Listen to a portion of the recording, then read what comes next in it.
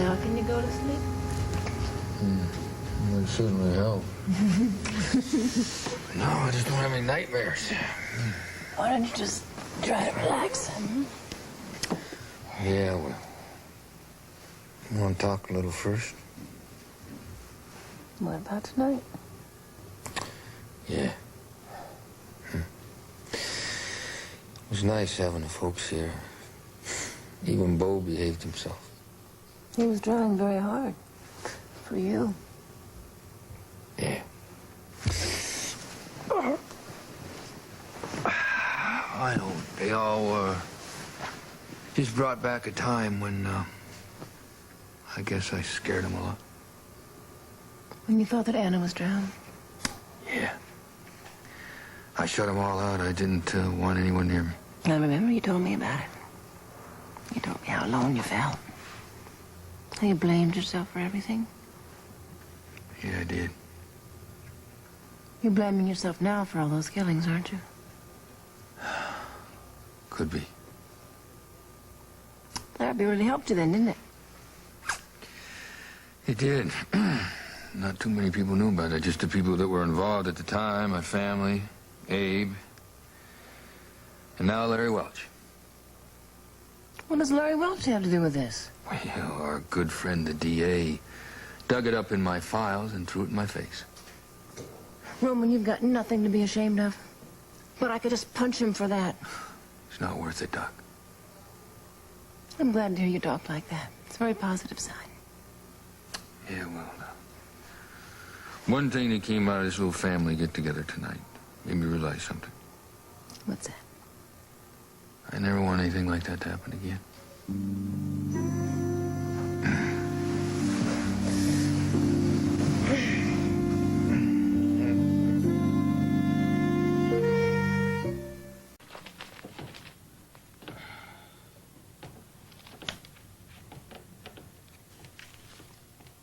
Black feather, poison, and knife, all point. Doc, give me... I'm sorry, Doc. I shouldn't have jumped on you. You really startled me. I know I did, and believe me, I'm sorry. I went a little overboard. Really, I'm sorry. Yeah. Well, what is that rhyme all about? It's nothing. It's nothing that you should have seen, actually. Well, it sounded pretty ominous. Well, no, it's just some classified information. I really should have had it laying out here. I'm sorry. Now that I've seen it, can you tell me what it's all about? No, absolutely not. And please don't repeat a word of that to anyone. Just forget you ever saw it, all right? It's not going to be very easy. It's from the killer, isn't it? Yes. Why don't they help you straighten up some of this? No, it's all right. It's all right. I've just about got it here anyway. Roman, you had been up all night. You haven't even gone to sleep. Oh, well, I haven't been up all night. I did manage to grab a little nap. A nap isn't good enough. Doc, I don't need much sleep. I mean, Thomas Edison, he hardly slept, and look at all he accomplished.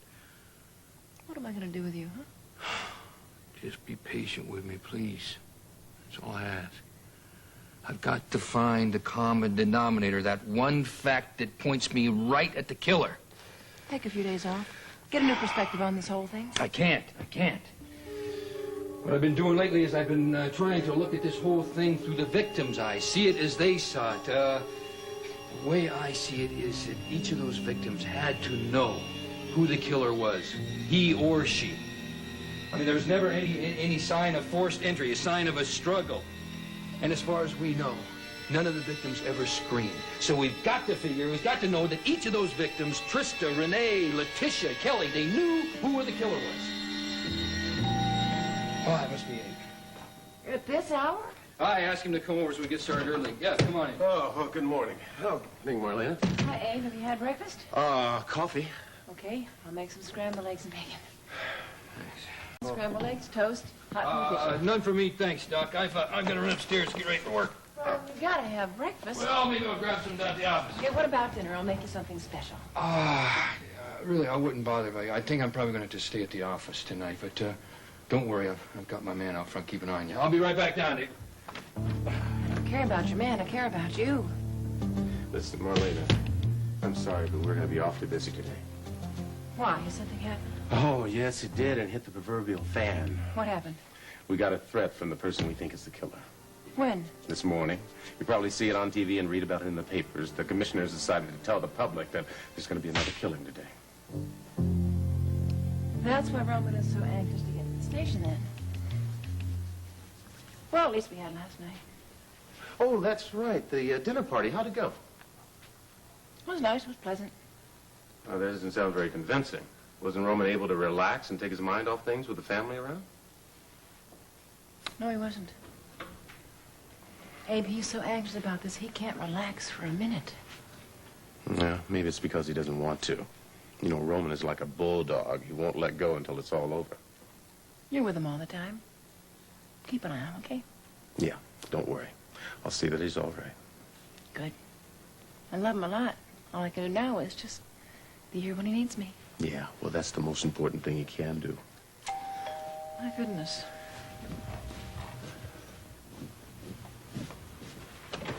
Oh, wow, it's cold out there. Morning to you. Good morning, good morning. How nice to see you looking so cheerful. Yes, you look like you found a pot of gold at the end of the rainbow. Oh, better than that, I found the rainbow. You know, my life has been absolutely morbid lately, and I've changed it. Take a look over here. I want you to see how I've changed my life. Whoa. Oh. Ooh, what year is it? It's a 57, you know, they don't make them like that anymore. Oh, they sure don't. Yeah, you know, I checked the compression, everything else. The engine is in good shape, it's roomy, it's in... Yeah, and Bobby needs a little bit of work, though. Oh, yeah, just a little. What do you think, Marlena? Well, I don't know much about cars, actually. Yeah, I know, but what's your first impression? Well, I think those colors are pretty interesting together. Oh, that's one way to put it. Come on, go read the lettering. Oh, Jean Bradford's personal taxi service? You're a taxi service? That's right. I'll take you any place you want to go, any time of day or night. My flag is always up for you. Maybe I'll call on you sometime. All right, Abe, I'm ready. Let's take off. Oh, hey, look, I want you to come and see my Oh, car. hi, Eugene. I don't have time right now. Maybe Yeah, later. All right, bye, I gotta Jane. leave the office. Marlena, sorry about that. Yeah, that's okay. That's okay. I'll talk to you later. Bye.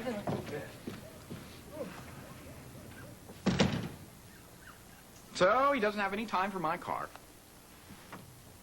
Oh, no, Gene, that isn't it. He's just really busy right now. I know, he's really busy with important stuff, right? Yeah, he is. He's working on this case. I mean, there's a chance that I won't even see him till tomorrow unless I go by the station later on today. Speaking of today, by the way, Daisy called. Are you going to be able to see her? She was really interested in that.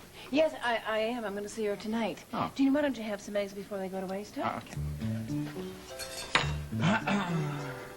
These eggs are cold. Doesn't matter, I like cold eggs.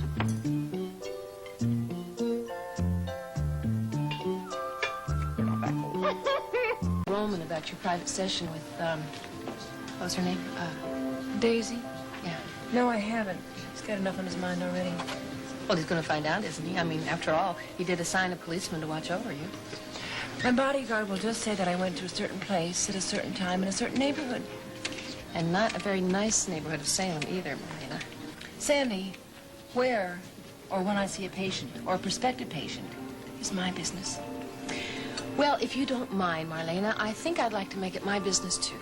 No, that's out of the question. You know that. No, I'm not talking about being in the same room with you, but I can at least be right outside the door. You don't have to be. My bodyguard will be right outside the door. I don't care if you have an entire police force with you. I am not letting you go over there alone. Sandy, you're not making any sense. Well, it makes a lot more sense than your seeing Daisy alone. What am I going to do with you? Put up with me, because I am not taking no for an answer. Okay, you can go. Okay, I intend to. But whatever happens, it's just between the two of us. And your bodyguard. And my bodyguard. How about some swordfish? Sure. Well, Eugene. Well, I thought the two of you might be here. Well, here it is, my favorite cab driver. Come on, sit down, join us. Okay. Cab driver. Yeah. Has Marlena told you? No, not a word. Why are you holding out on me, Marlena? Doesn't matter. Gives me the pleasure of telling you myself. Dean bought a cab. I wanted to tell her myself. You should have told her faster, Dean. Wait a minute. Why did you buy a cab? Well, didn't Marlena tell you that? Marlena. I don't know why I bought a cab. Why did you buy a cab? I bought a cab because it's a great business to be in, and it's such a good business, I'll buy a lunch.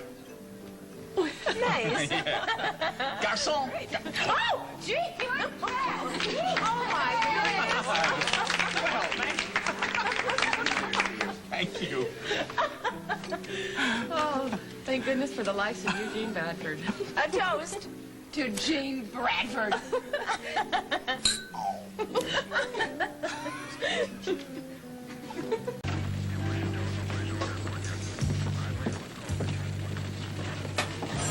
Hello, Ed. Look, Marlena, if you're looking for Roman. No, I just stopped by to tell him that I'll be home late at that vacation. Well, I don't know where he is or when he's going to be back. You don't? Well, have you called the house? He's not there. What about Shmuel? No, look, that's it. I'm not going to call all over town trying to find Roman. I have had it. Now, we've got a killer out there, and we've got to catch him. I'm not going to spend my time trying to track down Roman. I've got to concentrate my efforts on this case. It's pulling you apart, isn't it? Yeah, it just hasn't helped any. You and Roman are friends. I don't want to see anything happen to that friendship. Well, there are priorities, Mark. I understand. It's okay.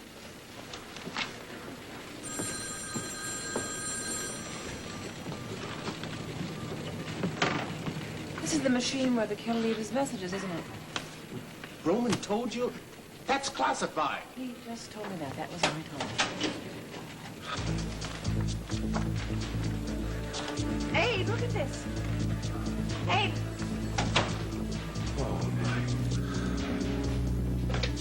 Done. Listen, I want you to put every patrolman on alert. Right. Captain, look, this is Carver. We just got another message. Yeah, just now. Yeah, he says within the hour. About that computer message. That's got to be confidential. I know. Come on. Okay. Oh, here. This is probably Daisy's apartment. Run! Go! No, Marlena, run! Run! No! Marlena, no! No! Hey, Sarge, what's the rush, huh? No, he just stabbed a woman to death. No, Marlena, no. Sergeant Brady. Listen to me. Now we're going down to the police station. That's all we can do. That wasn't Roman. You saw him. That wasn't Roman. That doesn't make any sense. You know him. I know. You know him. You wouldn't. Stay right here. Now don't you move.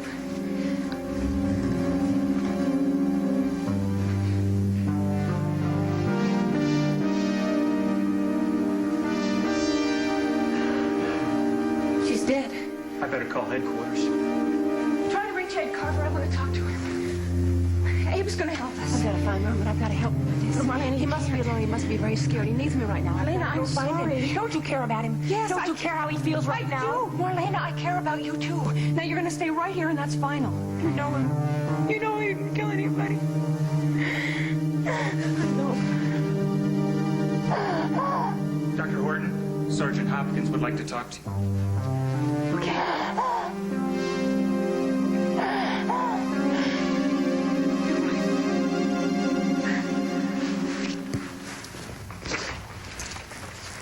Horton. Dr. Horton, the officer told me you were there, and he said something about Roman. Where'd he go? I don't know. What? He left the scene of the crime? He killed somebody. What? Yeah, he killed the woman, and I saw him. Daisy Hawkins. She was stabbed to death. Roman? That's impossible. I know, but I saw it, and so did Marlena. Marlena? We were both here. We saw him. Well, is Marlene all right?